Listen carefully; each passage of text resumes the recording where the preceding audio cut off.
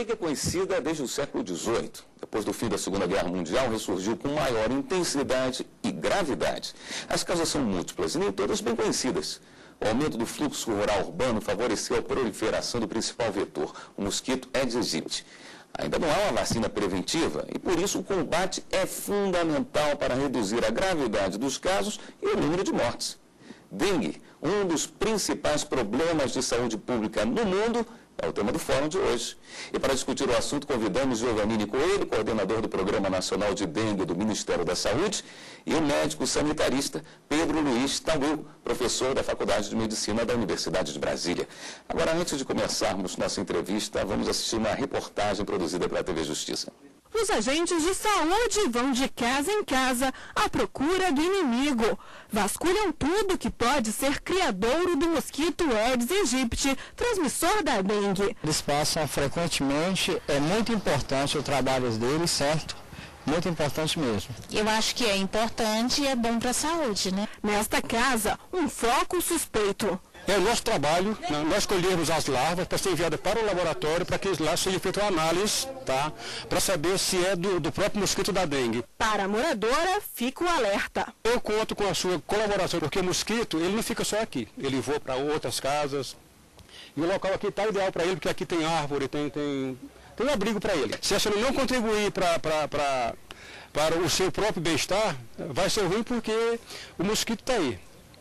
Entendeu? Ele está se proliferando a cada dia, e o principal combatente do mosquito não sou eu como agente, e sim o próprio morador, porque o morador ele tem que fazer a parte dele também. Quem vive aqui sabe que o perigo ronda essa região do Distrito Federal e não dá para descuidar. Teve vários casos de dengue sim aqui na estrutural, entendeu? Teve muito caso mesmo. Pelo caminho, o resultado da operação. Latas, balde, pneus e algumas outras coisinhas de plástico pequeno, pneus de bicicleta, sempre jogado. Consciência o pessoal tem, nós estamos sempre passando e avisando, mas mesmo assim há um pouco de descuido com o seu domicílio. Então nós estamos sempre passando e conversando com as pessoas que tomam mais cuidado.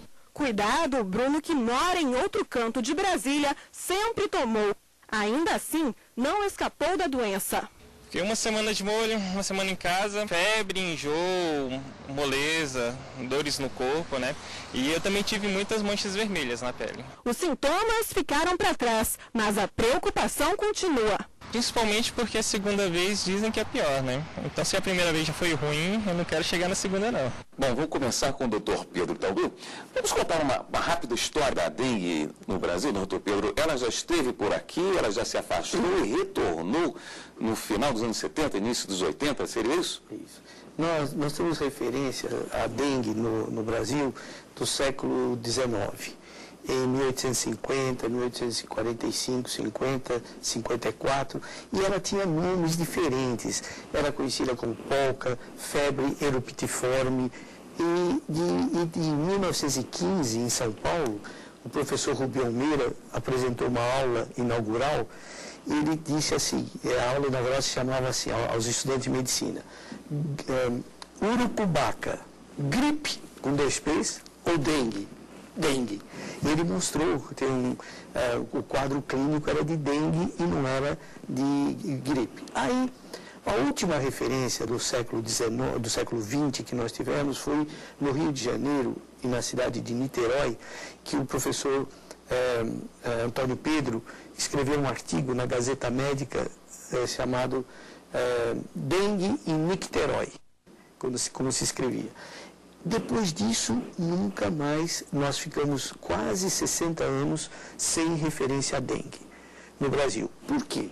Porque nós passamos, nessa época, por um processo com outros países das Américas, num processo de eliminação do mosquito Aedes aegypti para controlar a febre amarela silvestre. Feita através de? A febre amarela urbana. Feita através de um sistema muito parecido com o que se faz agora, que era a busca e eliminação do mosquito na sua fase larvária, através da eliminação de criadouros, e aplicação de inseticida, que naquela época eram inseticidas que não tinham efeito residual, se aplicava, era o piretro que se usava na época, né? Quer dizer, há uma maneira de se eliminar o mosquito da dengue, mesmo sem o total apoio da população. Sim, mas sim e não. Porque, na verdade, hoje, a eliminação do mosquito não é prevista para nenhum país do mundo. Porque ele tem uma capacidade de se adaptar às condições urbanas muito grande, muito grande. Então, nem países pequenos que elaboraram políticas de eliminação bastante rígidas, como Cuba e Singapura, não conseguiram eliminar o mosquito.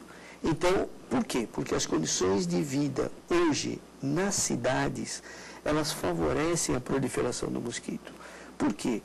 Graças àquilo que o senhor falou no início, ao fluxo rural urbano rápido e intenso, fez com que no Brasil, por exemplo, hoje 85% da população brasileira vive em áreas urbanas.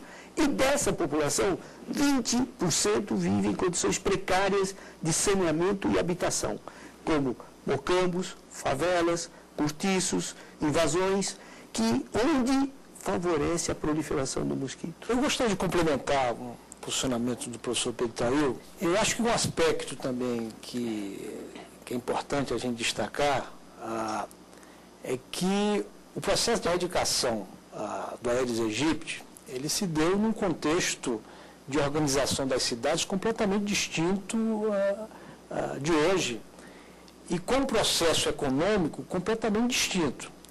O Aedes aegypti, ele tem uma característica de ser um mosquito, além de urbano, e de se proliferar, de colocar seus ovos em recipientes artificiais.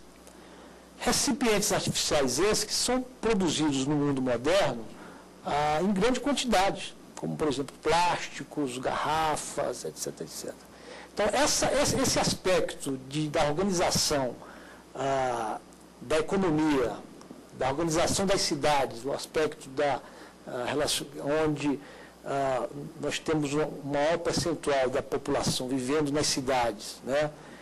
Cidades essas, não só do Brasil, mas praticamente de toda dessa região localizada entre os hemisférios paralelo 45 norte e sul, são cidades com problemas de infraestrutura urbana graves. Só para você ter uma ideia, a última pesquisa nacional de saneamento feita no Brasil revela que pelo menos 1.000 municípios brasileiros não têm coleta diária de lixo, né? Bom, isso por si só é um desafio enorme para a questão do controle do Aedes aegypti. Outro aspecto importante que diferencia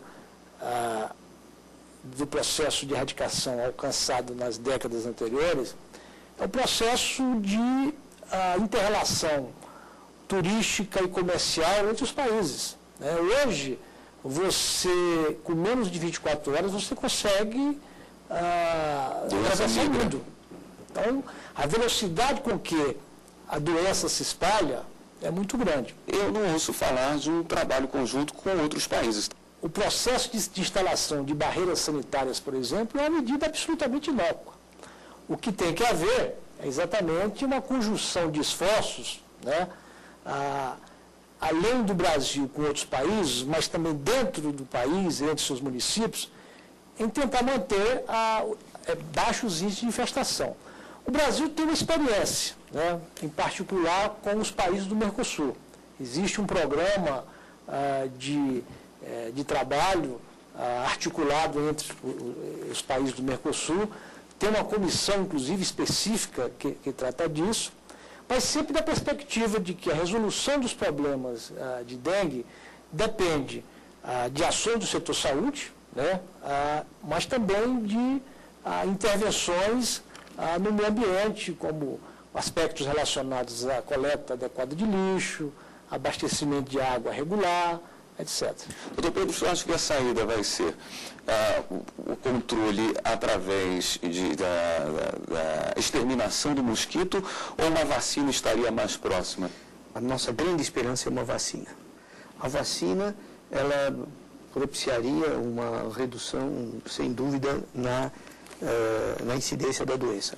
Agora, não é com a chegada da vacina, que nós estamos esperando para uns 3 a 5 anos, porque ela já está na fase de ensaios de campo, essa vacina não vai dispensar o contínuo combate ao mosquito. Por quê?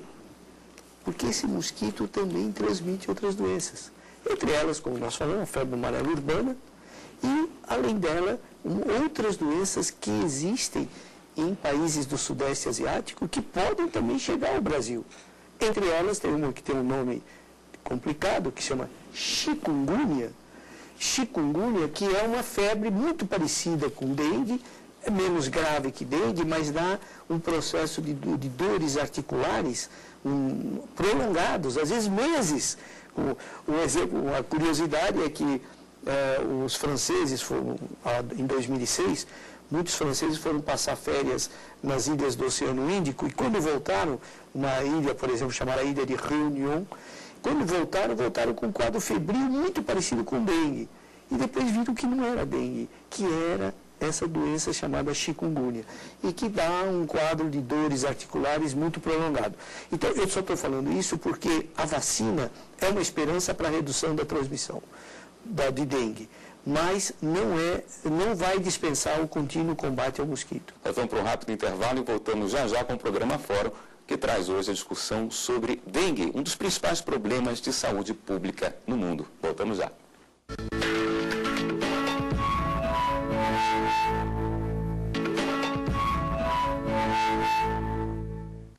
Estamos de volta e continuamos a conversar sobre dengue. Aqui conosco o coordenador do Programa Nacional de Dengue do Ministério da Saúde, Giovannini Coelho, e também o médico sanitarista Pedro Luiz Tauil, professor da Faculdade de Medicina da Universidade de Brasília. Uma ação da cidade de Mandaguari, no Paraná, onde está ocorrendo o seguinte: se a pessoa for notificada 3 vezes e mesmo assim continuar não tendo o mesmo cuidado, o cuidado necessário para que não haja proliferação do mosquito da dengue, a Secretaria abre um inquérito policial utilizando o artigo 132 do Código Penal, que prevê pena de 3 meses a 1 ano de detenção.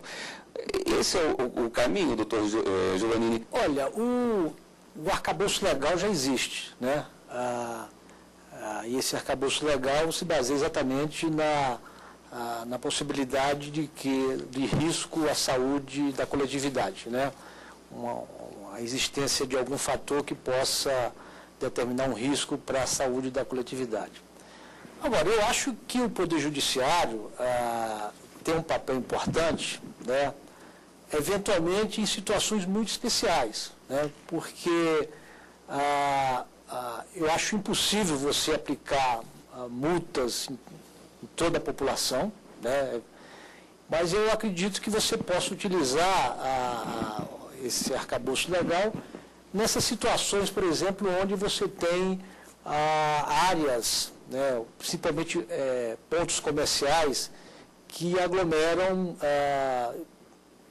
criadouros do mosquito Aedes aegypti, como, por exemplo, depósitos de ferros velhos, borracharias, etc. Nesse caso em particular, esses locais que são locais de grande proliferação do mosquito Aedes aegypti, eu acredito que é uma medida que possa ser utilizada. Eu participei, o ano passado, de uma reunião com a Associação de Membros do Ministério Público, se não me engano, no Ampasa, né? Que é um grupo de promotores da área de saúde, né? E um dos pontos que eu discuti com eles e que eu considero assim, importante, uma atuação, é a vigília do Ministério Público em relação à ocorrência de óbitos por dengue, né? O óbito por dengue é considerado um óbito absolutamente evitável, né?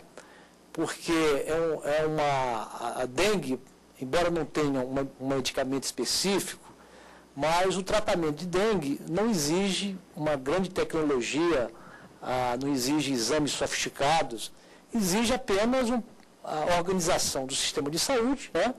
E principalmente você garantir a questão do atendimento precoce, a hidratação do paciente. Então, a ocorrência de óbitos por dengue é um evento que não deve ser entendido como um evento esperado, né? Então, ocorrendo um óbito por dengue, eu acho que tem que ocorrer um alerta da sociedade como um todo para que outros não ocorram. O Ministério Público teria um papel importante de cobrar mesmo das autoridades locais, explicações sobre a ocorrência do óbito e, quem sabe, ajudar no processo e estimular esse processo de organização da assistência dos pacientes. Comentando um pouquinho essa última pergunta sua, é que os países que adotaram medidas punitivas contra a população também não conseguiram grandes sucessos na eliminação do mosquito. Então, talvez não seja por aí. O que eu gostaria de salientar que, de fato, existe um processo uma necessidade de educação da população continuada. Talvez mais recursos para o processo educativo sejam necessários. Aí, além disso, a quantidade de imóveis para serem inspecionados é tão grande por causa da concentração urbana da população, que nós precisaríamos de um exército de pessoas e que o setor público não tem condições de contratar. Cada guarda sanitário, cada agente de endemias deve inspecionar, as casas devem ser inspecionadas a cada 3 meses, 4 visitas por ano. Então, se a gente fizesse um cálculo aqui para o Distrito Federal, o número é completamente insuficiente para isso. Então, mas também, esse é um dos aspectos que é muito complicado, difícil contratar o número de pessoas que sejam necessárias. Não só por falta de recursos financeiros, mas também por lei de responsabilidade fiscal, enfim, e a gestão desse exército de pessoas, né? Mas eu acredito que o processo educativo, associado com a vigilância por agentes de endemias e pensando no que o programa, como o Dr. Giovannini tocou, eu acho que é importante, o primeiro objetivo do programa hoje é evitar a morte. Nós temos que evitar a morte por dengue, por meio de um acesso rápido e um tratamento adequado para os suspeitos de dengue.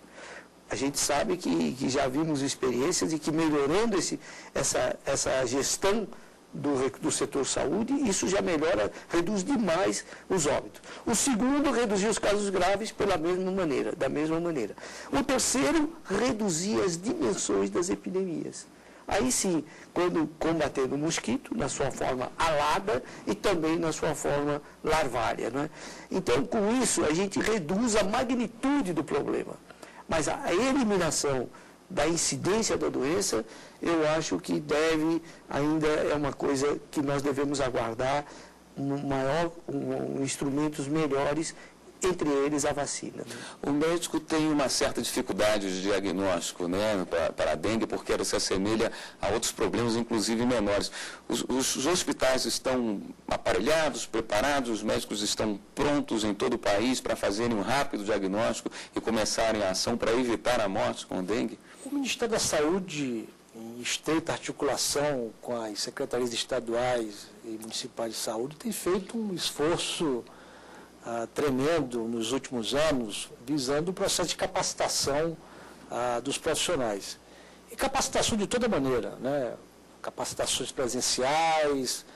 Nós produzimos no ano passado um CD que foi distribuído para todos os médicos do Brasil, né? Onde você tinha instruções sobre a questão do tratamento. De uma maneira geral, o profissional de saúde, ele está preparado, né? Agora, tem um aspecto particular da dengue que diferencia das demais outras viroses, é que ela se caracteriza por episódios explosivos, de ocorrência de muitos casos em curto espaço de tempo. E, às vezes, muitas das vezes, o problema não é a questão da qualificação do profissional de saúde. Muitas das vezes, o sistema de saúde não está devidamente organizado para atender essa quantidade enorme de casos de dengue. Por exemplo, nós, há pouco tempo atrás, a grande epidemia de dengue que ocorreu no Rio de Janeiro, em 2008, né, houve uma quantidade tão grande de casos de dengue que foi necessário, por exemplo, se instalar tendas para atender a população. Quando você não tem um sistema de saúde organizado, particularmente na atenção primária, né, o sistema em situação de epidemia de dengue, a população não sendo atendida, ela vai procurar os prontos atendimentos, os prontos socorros. E esse paciente com dengue, ele acaba competindo com o baleado, com o acidentado. O que acontece? Ele não tem o diagnóstico precoce e o tratamento oportuno.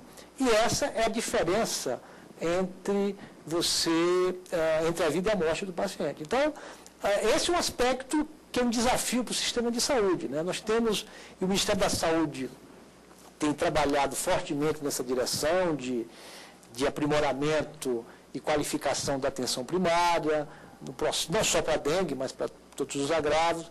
Então, a nossa perspectiva é que esse é um processo que está se consolidando, tanto é que o ano passado nós já tivemos, embora com uma transmissão de dengue importante, foram quase 700 mil casos de dengue ano passado, ocorreram óbitos, infelizmente, mas houve uma redução de quase 30% nos óbitos. Nós acreditamos que isso é resultado desse esforço de mobilização que está sendo feito. Imagino que um problema comum também deve ser a automedicação, né? Existem vários remédios que vêm com essa informação. Esse remédio, em caso de suspeita de dengue, esse remédio não é indicado. Por que isso? O tratamento da dengue não é simplesmente diminuir os sintomas? Esse é o problema. Pela dificuldade de acesso a serviços de saúde, que é um fato, muitas pessoas se automedicam. E o problema é que a gravidade do dengue, ela aumenta com fenômenos hemorrágicos. Ela se apresenta com fenômenos hemorrágicos. E alguns medicamentos que são usados antitérmicos para baixar a temperatura ou para tirar as dores que são presentes, eles promovem são chamados agregantes plaquetários, antiagregantes plaquetários, que fazem com que favoreçam as hemorragias. Então, por exemplo, quando existe esse remédio é contraindicado, principalmente os derivados do ácido acetilsalicílico, que podem promover facilitar os fenômenos hemorrágicos, tornando os casos mais graves. Então, eu também estou de acordo. Se a gente aprimora, e é um processo lento de melhoria da atenção primária, para o indivíduo ter facilidade de acesso ao serviço de saúde, evitaria essas automedicações, muitas vezes prejudiciais às pessoas. O fórum termina aqui. Muito obrigado pela presença. Giovannini Coelho, coordenador do Programa Nacional de Dengue do Ministério da Saúde. Também Dr. Pedro Luiz Tauil, médico sanitarista, professor da Faculdade de Medicina da UNB. E você que nos acompanha pode enviar sugestões para o programa. O endereço eletrônico é fórum@stf.jus.br. E a você de casa. Até o próximo programa.